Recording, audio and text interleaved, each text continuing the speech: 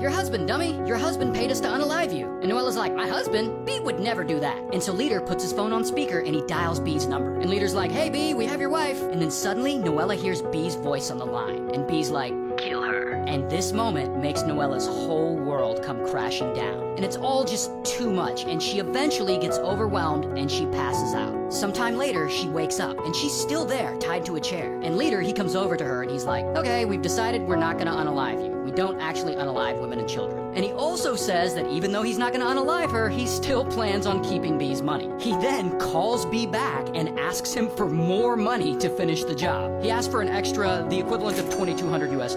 And B's like, "Fine, I'll pay more. Just do it." And eventually later, Leader tells B, "Okay, we did it. Your wife is dead." And B pays him. He goes to Western Union and he wires him the money. And at this point, 2 days have gone by and Noella is still being held